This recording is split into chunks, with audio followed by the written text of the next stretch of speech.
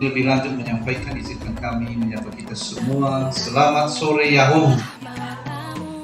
Puji dan syukur kita panjatkan kehadirat Tuhan yang Maha Kuasa pada sore hari ini. Kita bisa berkumpul walaupun tidak banyak, tapi setidaknya dulu kita sudah berusaha untuk menghadiri undangan yang sudah kami sampaikan beberapa waktu yang lalu. Kami langsung ke intinya sekarang. Izinkan saya menyampaikan beberapa hal. Ini hanya 10 saja, sangat singkat. Kalau bisa saya babat 3 menit saja. Barangkali sudah disampaikan oleh Bapak Ut hari itu, panjang lebar Bapak dan Ibu. Tapi yang saya sampaikan singkat saja. Yang pertama, budaya positif. Ini judulnya budaya positif. Ada, saya kutip Ki Hajar Dewantoro di situ. Katanya, di mana ada kemerdekaan, disitulah harus ada disiplin yang kuat. Itu kata kuncinya di situ. Di mana ada kemerdekaan, disitulah harus ada disiplin yang kuat. Kadang-kadang kemerdekaan disalahartikan, bukan kebebasan, tapi seharusnya kemerdekaan, bukan kebebasan. Berikutnya, mengapa budaya positif ini penting untuk kita dikembangkan. Ada, saya kutip lagi kata Stephen R. Covey mengatakan bahwa bila kita ingin membuat kemajuan perlahan, sedikit-sedikit ubahlah sikap atau perilaku Anda. Namun bila kita ingin memperbaiki cara-cara utama kita perlu mengubah kerangka iman kita. Itulah dia. Ubahlah bagaimana Anda melihat dunia, bagaimana Anda berpikir tentang manusia. Ubahlah paradigma Anda, skema pemahaman dan penjelasan aspek-aspek tertentu tentang realitas. Apa realitas sekarang sudah kita tahu bersama. Saya skip saja. Mengapa harus budaya positif Bapak dan Ibu? Yang pertama, ada nilai-nilai kebajikan universal atau keyakinan kita. Yang pertama, di sekolah kita punya profil pelajar Pancasila, ada 9 pilar karakter. Sebenarnya banyak ini, ada berbagai macam nilai kebajikan ini, tapi saya pilih yang 2 ini karena ini menarik. Mengapa? Karena yang pertama sekali ini beriman. Kalau 9 pilar karakter, tetap cinta Tuhan dan segenap. Lalu apa relevansi dari nilai-nilai kebajikan itu? Kita lihat berikutnya. Ada 3 motivasi perilaku manusia. Yang pertama, ingin menghindari ketidaknyamanan atau hukuman. Yang kedua, mendapatkan imbalan. Yang ketiga, untuk menjadi orang yang mereka inginkan dan menghargai diri sendiri dengan nilai-nilai yang mereka percaya. Ini saya berikan gambar Helen dengan sapu. Mengapa saya teringat dengan Helen? Karena begini, terkait dengan 3 ini, mengapa kita pakai helm? Ya karena ada polisi, ya kita hindari hukuman, kan begitu. Kalau tidak ada polisi, berarti nggak usah pakai helm. Lalu ini saya teringat dengan sapu. Kadang-kadang anak-anak kita suruh menyapu, tapi tidak mau. Mengapa tidak mau? Karena malas. Nah, nilai-nilai kebajikan inilah yang kemudian harus kita kembangkan. Apa itu? Misalnya kita pakai helm karena untuk keselamatan. Nilai-nilai kebajikan yang disebut adalah keselamatan. Karena kita tidak sadar akan keselamatan, maka kita tidak memakai helm. Dan buktinya memang kita rata-rata tidak pakai helm. Tapi coba kalau kita sadar bahwa itu demi keselamatan kita, pasti kita naik kendaraan bermotor roda 2 pasti kita pakai helm, kecuali roda 4 tidak mungkin pakai helm. Kalau sapu, mengapa kemudian ini ikonnya sapu? Karena nilai kebajikan dan nilai-nilai positif di situ adalah kebersihan. Nah itu dia. Kalau kita sadar akan kebersihan, anak-anak kita juga sadar akan kebersihan, pastilah mereka mau menyapu. Jadi tingkatan paling tinggi itu adalah yang nomor 3. Untuk menjadi orang yang mereka inginkan dan menghargai diri sendiri dengan nilai-nilai yang mereka percaya. Berikutnya, kenapa harus budaya positif? Karena ada 5 kebutuhan manusia. Yang pertama, bertahan hidup, yang kedua kasih sayang dan rasa diterima, lalu kebebasan, kesenangan dan penguasaan. Penguasaan ini adalah artinya pengakuan. Nah, jadi apa kuncinya di situ ini dia? Ketika seorang murid melakukan suatu perbuatan yang bertentangan dengan nilai kebaikan atau melanggar peraturan, hal itu sebenarnya dikarenakan karena mereka gagal memenuhi kebutuhan dasar mereka. Jadi bukan sengaja mereka lakukan, tapi ada kebutuhan yang tidak terpenuhi. Demikian juga kalau ada, kita lihat orang berkuar-kuar, bicara-bicara terus tanpa arah yang jelas, itu artinya apa? Ada kebutuhan dasarnya yang belum terpenuhi.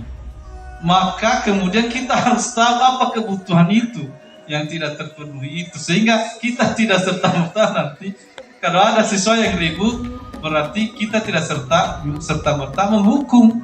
Karena ingat, ini ada 5, berarti harus ada kita tahu kebutuhan mana yang belum terpenuhi. Seperti kelas yang di bawah ini kan ada si Ibrahim. Hampir semua guru bermasalah kecuali wali kelas.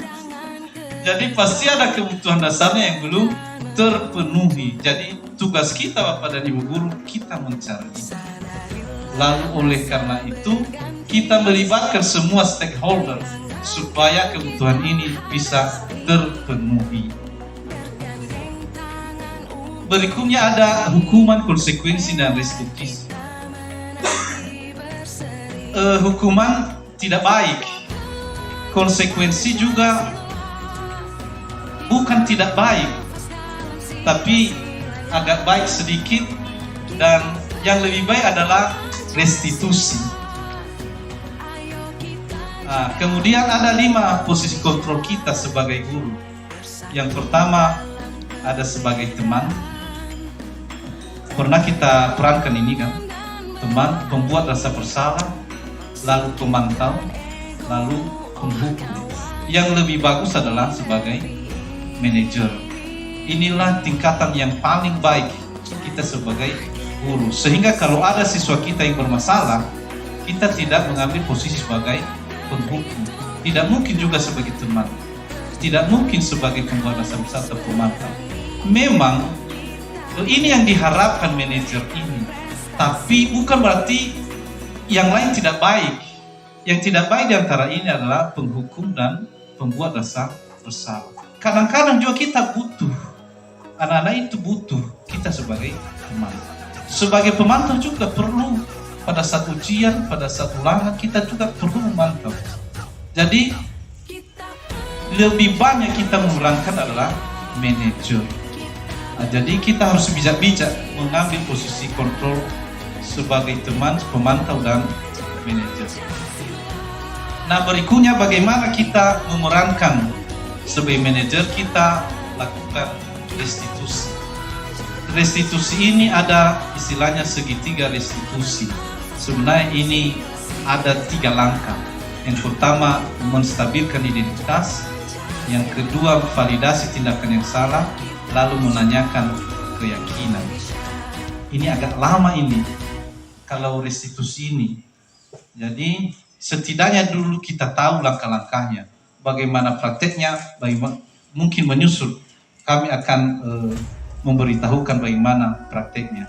Yang jelas ketika anak bermasalah, yang pertama kita lakukan adalah menstabilkan identitasnya. Karena pada saat dia bermasalah, dia sedang naik emosinya. Jadi kita katakan kepada dia bahwa kita semua akan melakukan hal terbaik yang bisa kita lakukan. Keyakinan kelas. Apa itu keyakinan kelas? Adalah salah satu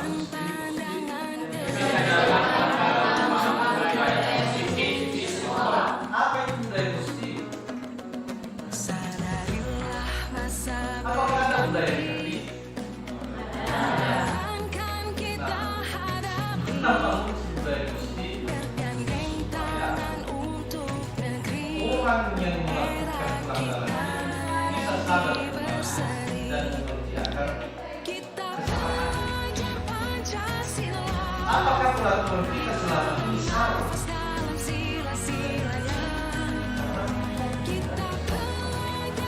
ada yang lebih bagus lagi dari peraturan.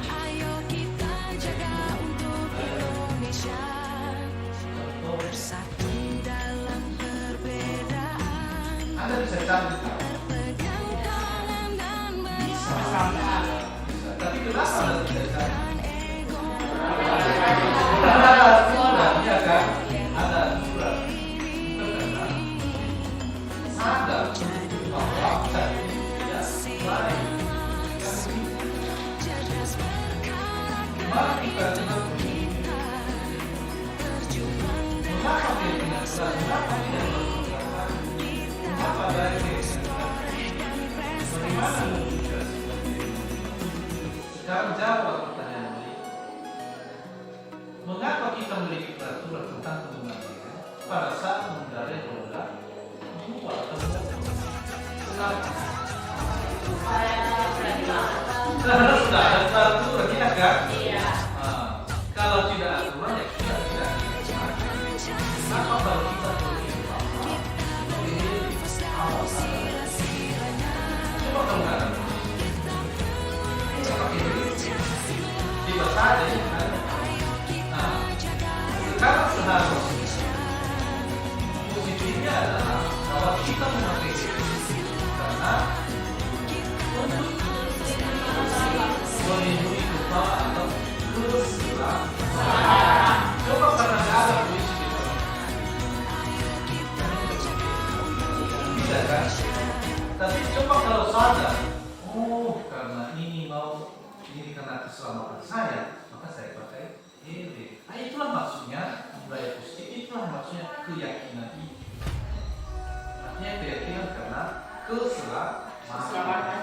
Mengapa kita memiliki peraturan tentang penggunaan masker dan mencuci tangan? Karena menjaga kebersihan atau menjaga kesehatan. Juga karena peraturan kita cuci tangan di depan karena ada aturan. Coba kalau nggak ada aturan, ya nggak cuci tangan. Kalau nggak ada PT di situ ya udah. Tapi karena kita budaya positif, karena kita mengerti dan sadar kesehatan itu bisa dipahami. Apa budaya positif? Artinya supaya anak-anak ini kita sadari dan melakukan bukan karena paksaan, tapi karena kita sadar, kita yakin ada sebuah nilai, ada sebuah hal yang kita yakini positif.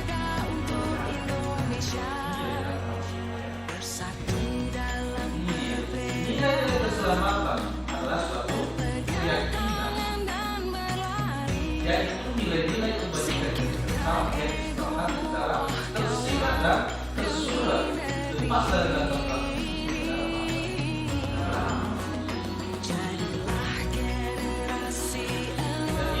nilai kebajikan menunjukkan kepada keyakinan seorang memotivasi seorang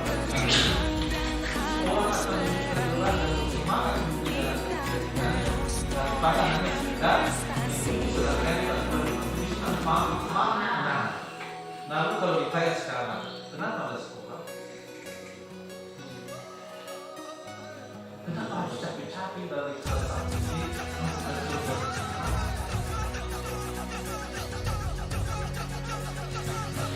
Karena ada aturannya, karena dipaksa dari iya kan? Tadi seharusnya yang kita kembangkan yang